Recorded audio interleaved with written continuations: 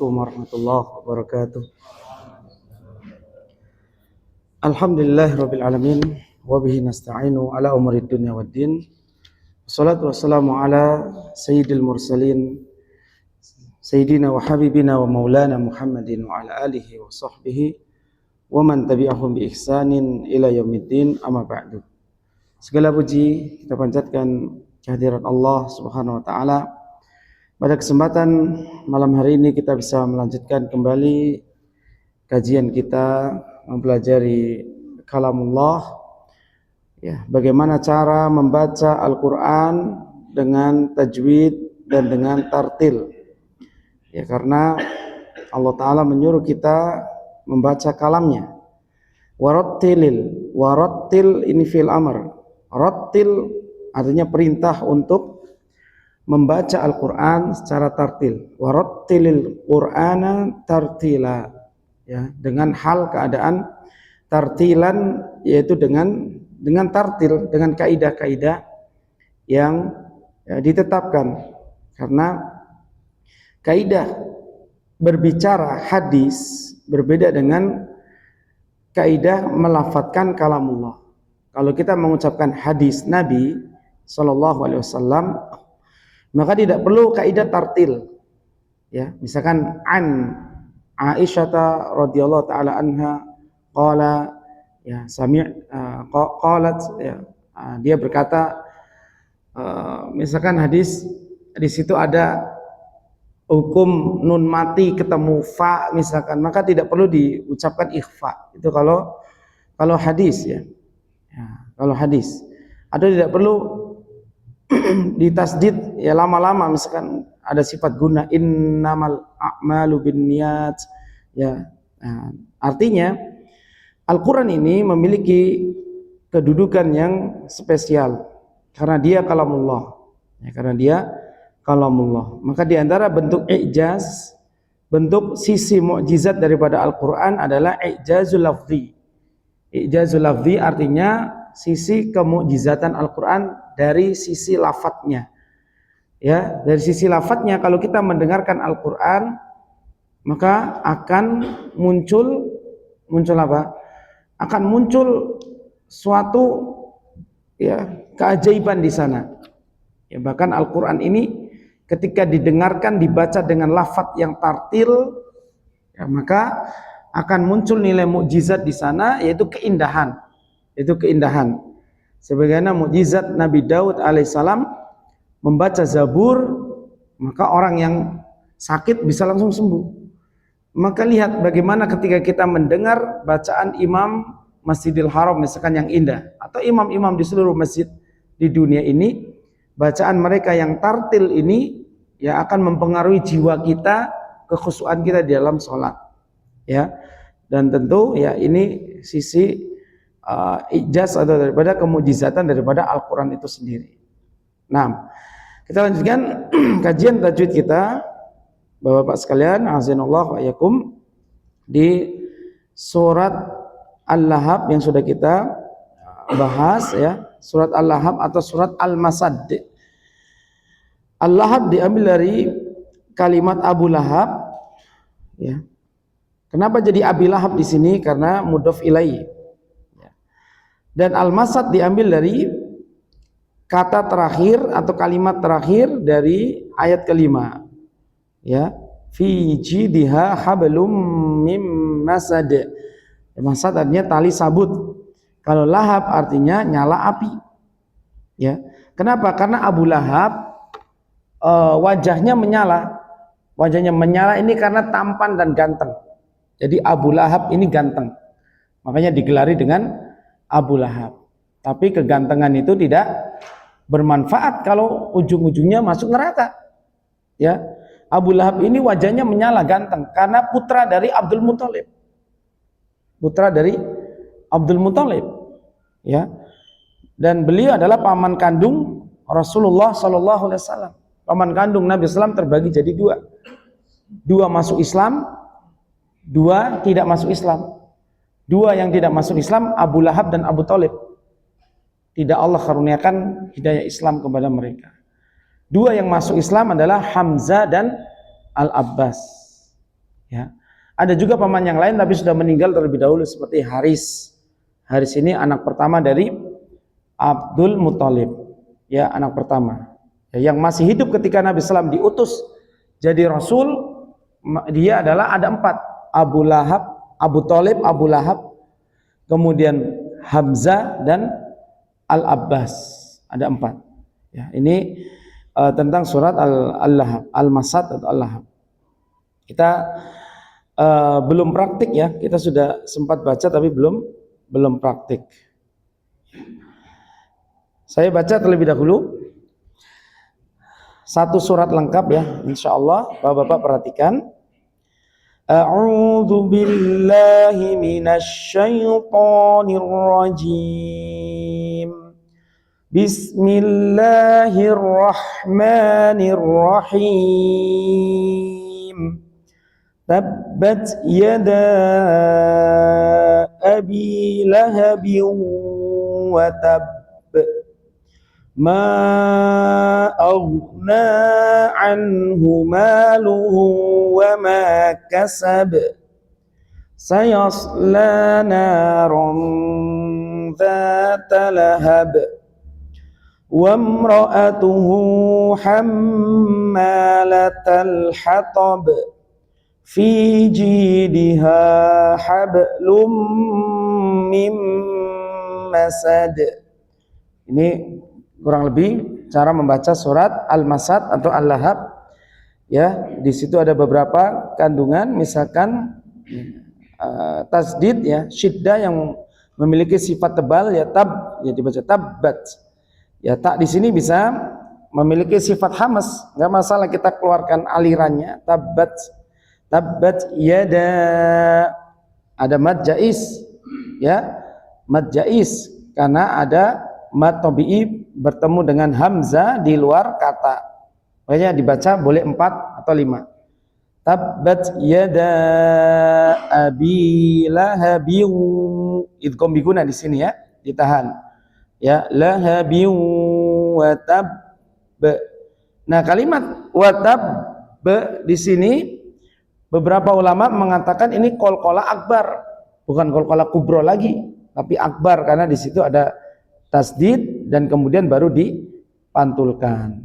Ya, walaupun itu beberapa ulama berpendapat demikian. Ya. Kemudian kalimat ma aghna au dibaca tebal ya. Ma aghna. Ya, ma di sini bacaan mad jais. Ya, dibaca 4 atau 5, hati-hati. Ya, boleh juga kalau dalam riwayat satu riwayat dibaca 2 tapi kita baca dengan bacaan yang standar. Ya, standar itu ya kalau mad jais sudah dibaca 4 ya. Ma aghna anhu bacaan idhar jelas, anhu maluhu. Nah, kemudian hu yang di sini dibaca dua harokat karena dia mad sila sugro ya, karena hak domir ya berjumpa berharokat 2 ya tanpa berjumpa alif di depannya. Anhu maluhu wa ma kasab. Nah, kasab ini qalqalah kubra dipantulkan. Sayasla tipis ya, tapi shadnya tebal ya. Karena sha huruf isti'la. Sayasla naron. Nah, kalimat ya naron ini ikhfa. Tanwin bertemu dengan dzal ya. Di antara makhraj makhraj nun dan zal. Tidak nun naron atau naron ya zal, tapi peralihan dari nun ke zal itu cara membaca ikhfa. Ya, dibacanya samar ya. Sayasla naron dzata lahab. Ya.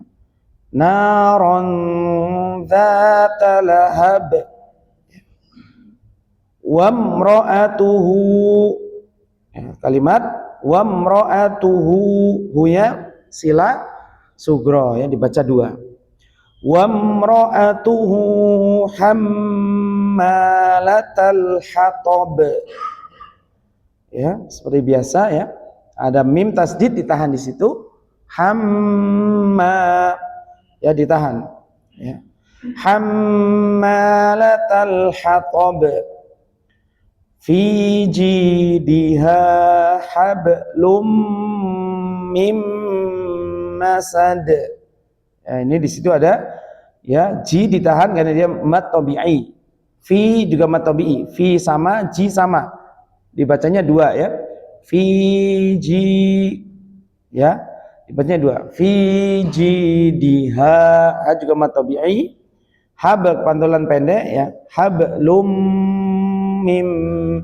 Nah di situ lun tanwin ketemu mim idgham bi gunna. Ya, ditahan. Hablum mim sama juga nun ketemu mim. Ya. Tanwin ketemu mim atau nun sama ketemu mim sama. Ya. Baik tanwin ataupun nun sukun ketemu mim idgham bi gunna. Dimasukkan langsung ya. Hablum mim masad. Baik, ini cara membaca surat Al-Lahab. Kita ulang ya. Saya baca kemudian Bapak-bapak ikuti. Tadi kita sudah membaca ta'awuz, kita langsung membaca ke basmalah. Bismillahirrahmanirrahim. Silakan.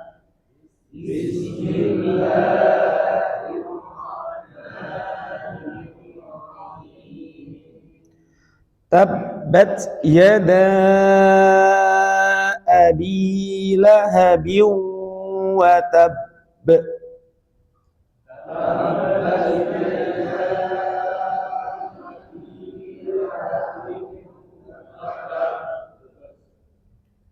Ma aghna anhu maluhu wa ma kasab.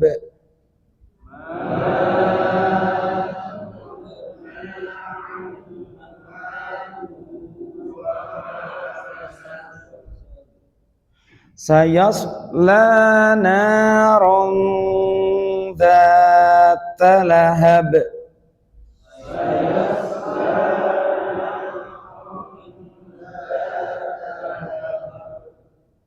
Wa imra'atuhu hammalatal hatab.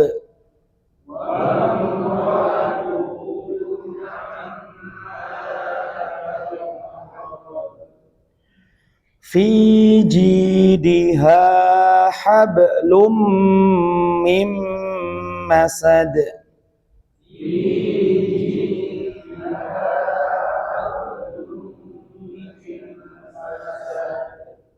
Nah, barakallahu fiik. Jadi praktiknya kita coba untuk satu ayat saja karena pesertanya cukup banyak.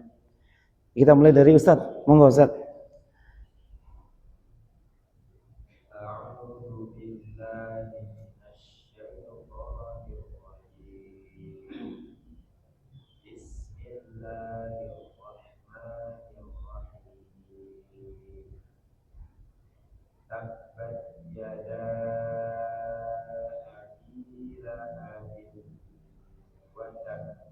Nah, barakallahu fiik. Silakan.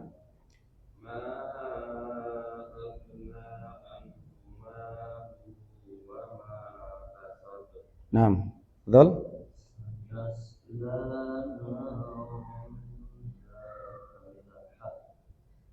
Pantulannya kurang, Pak. Lahab. Ulang.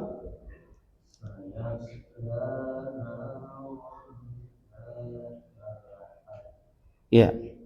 Betul?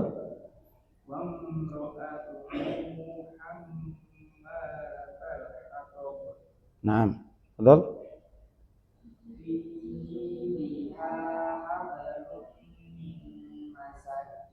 Iya, kompak ya.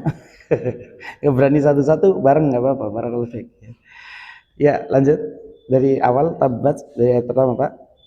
Bismillahirrahmanirrahim. Tabbat yada abi lahabin wa tab. Nah. Ma aghna anhu maluhu wa ma kasab. Jangan kasab, kasab begitu Pak, kasab tanpa tasdid. Coba ulang ya.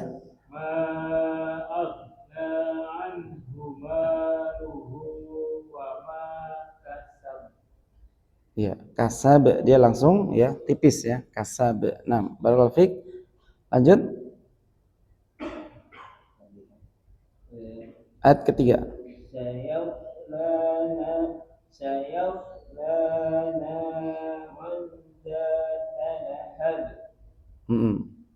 Lanjut.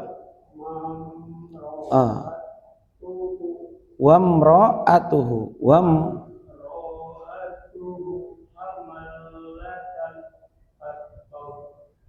Bapak ikutin saya dari satu kata per kata saja. Wamra'atuhu. Silakan.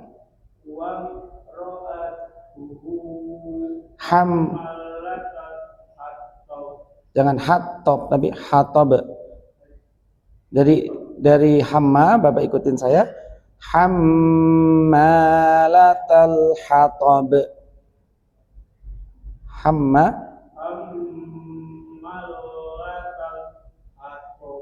Manya dipanjangkan Pak. Bapak cermati ya ucapan saya. Ditahan. Hammalatal hatob. Coba.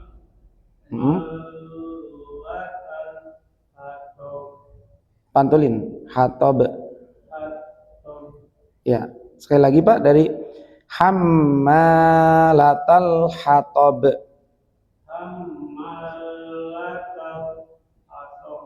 Iya, tinggal pantulannya Pak ya. Dan dibiasakan. Barakallahu fiik Bapak. Sudah berusaha. Ya, betul?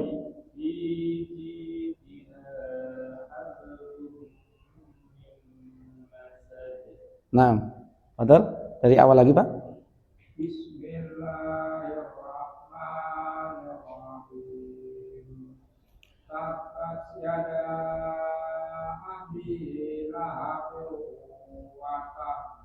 Ya, bagus. Barakallahu fiik, betul?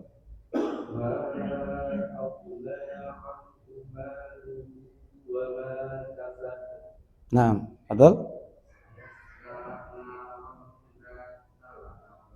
Di ronnya dia ditahan Pak ya, karena dia ikhfa. Bapak tahan dulu ya.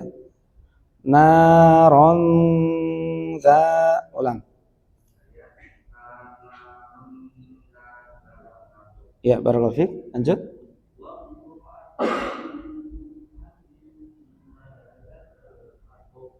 Nah, betul?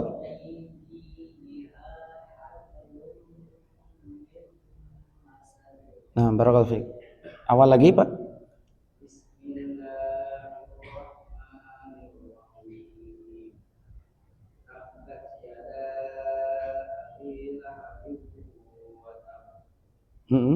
Betul?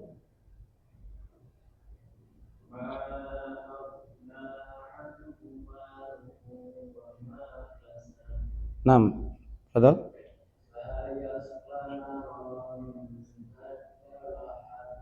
Sanya tidak boleh panjang Pak. Sayas langsung sayas. Justru lamnya juga lanya yang dipanjangkan. Nah, sayas lanya panjang, nanya juga panjang. Ronnya ditahan. Coba Pak.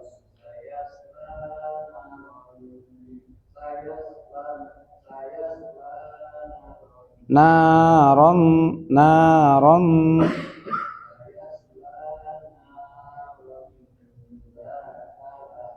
Ya, barakallahu fiik ya. Jadi sesuai dengan ketukan yang ada ya, sesuai dengan kaidah kalau tobi'i dibaca tobi'i. Nah, barakallahu fiik. Lanjut.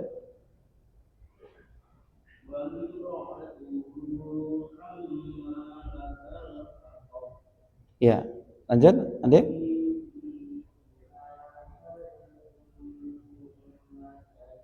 Ya, barakallahu fikum.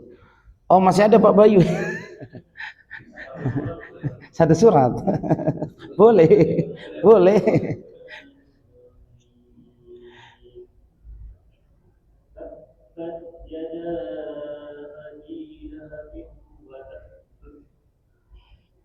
Terlalu cepat deh Pak. coba ulang sekali lagi.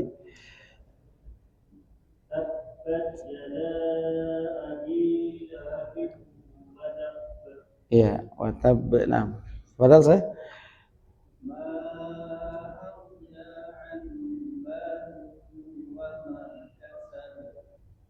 habisin saya, padahal.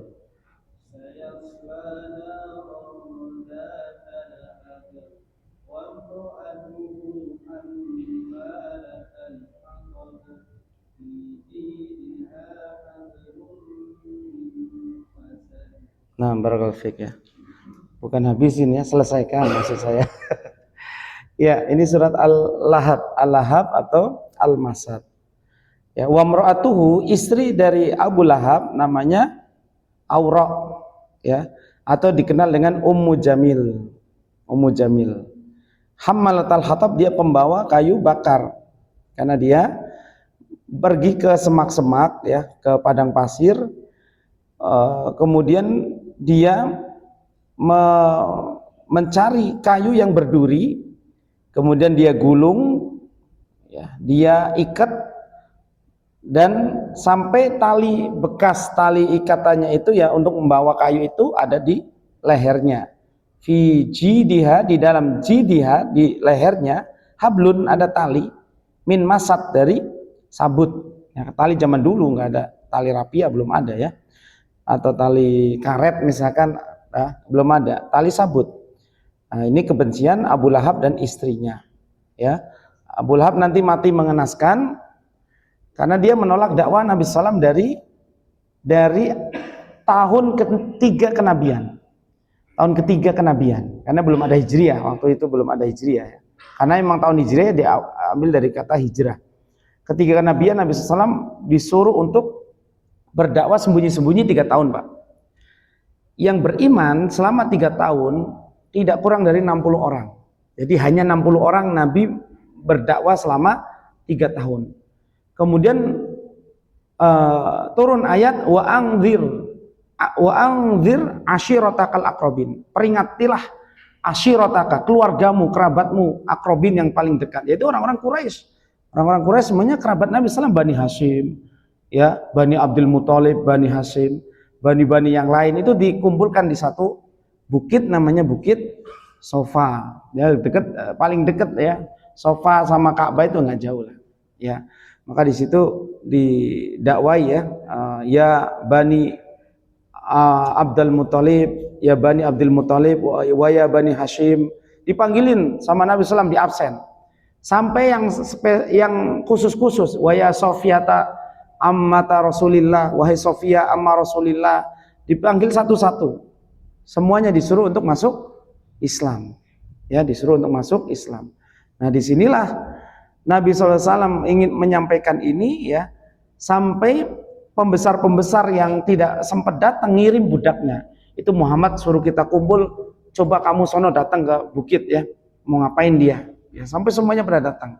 Nah, disitulah karena Nabi SAW ingin berdakwah, apakah kalian percaya jika di balik bukit ini ada musuh yang mau menyerang kita? Ya, maka kalian percaya nggak ucapanku? Maka mereka percaya, karena secara muamalah Nabi SAW itu Al-Amin. Ya, Al-Amin dipercaya oleh orang-orang Quraisy. Bahkan sampai saat hijrah pun masih ada barang-barang Nabi SAW yang masih ada barang orang-orang Quraisy yang dititipkan ke Nabi SAW, karena beliau orang yang paling amanah sekota Mekah, Pak. Kenapa Nabi menyuruh Ali tinggal di rumahnya saat hijrah? Ya, pertama Ali itu anaknya Abu Thalib, nggak akan ditowel oleh Abu Jahal. Ya, nggak akan ganggu Abu Jahal. Ketika didapati yang ada di rumah Nabi SAW adalah Ali, Abu Jahal malah marah-marah doang misalnya. Yang kedua, visinya adalah Ali, nanti kamu 3 hari setelah hijrah kamu baru nyusul ke Madinah. Kenapa? Karena 3 hari ini gunakan untuk mengembalikan semua barang yang ada di rumahku ini, kembalikan ke orang Quraisy. Bayangkan, Pak, ini udah musuh-musuhan, Nabi udah mau dibunuh pun Nabi masih mengatakan barang-barang yang ada di rumah semua nanti kembalikan ke mereka, orang-orang Quraisy. Ini saking amanahnya bagi Nabi SAW. Makanya kita harus amanah, Pak. Barang sekecil apapun jangan anggap remeh. Ya, apalagi ini barang perusahaan, apalagi barang milik bersama, ya barang masjid misalkan, dibawa pulang ya, tiap hari bawa aqua botol dari masjid. Ya, oh beli sendiri lebih baik ya, enggak ya. Emang nggak ada aqua botol kan? Adanya aqua gelas kan? Ini contohnya yang memang nggak ada. Aqua botolnya buat ustadz doang. Itu kalau ngaji. Baik ya. Atau barang-barang perusahaan yang diambil, barang-barang sekolah misalkan kita ambil spidolnya, kita ambil pulpennya, nggak boleh ya. Nah, maka Nabi SAW adalah orang yang sangat amanah. Abu Lahab mengatakan, tabban laka ya Muhammad, celaka kamu hai Muhammad. Maka Allah balas dengan tabbat yada abi lahabi wa tab. Ini keadilan Allah Ta'ala. Allah tidak menambahkan laknat di sini. Padahal karena Abu Lahab itu memang terlaknat, tapi Allah tidak menambahkan tabbat yada abi lahabi wa tabba wa la'nah. Tidak ada tambahan laknatnya. Padahal Abu Lahab ini orang yang terlaknat karena mengutuk Nabi SAW. Ya, kemudian tidak bermanfaat apa yang dia kumpulkan dari harta dan anak-anak. Ya, makanya harta dan anak-anak harus menjadi manfaat untuk kita orang beriman, Pak. Harta sebagian kita sedekahkan, anak-anak jadi investasi akhirat kita. Jadi dua-duanya harus jadi penyambung umur kedua. Ya, ada harta kita sedekahkan, sedekah jariyah. Kalau ada lebih yang perlu kita wakafkan, kita wakafkan. Itu jadi umur kedua. Ya. Jadi usahakan kalau kita sudah meninggal punya harta yang jariyah diwakafkan, ya boleh mewakafkan, tidak harus wakaf itu nggak harus tanah, bisa kita wakaf Al-Quran, bisa wakaf sumur, ya kan, bisa wakaf apapun, 7 wakaf yang tersebut di dalam hadis. Ya, baik ya, insya Allah kita lanjutkan surat An-Nasr di Ba'da Isya ya, yang masih ya sempat ya, mudah-mudahan sempat untuk melanjutkan tartil ya di surat An-Nasr ya. Baik, barakallahu fikum. Bila taufiq wal hidayah. Assalamualaikum warahmatullahi wabarakatuh.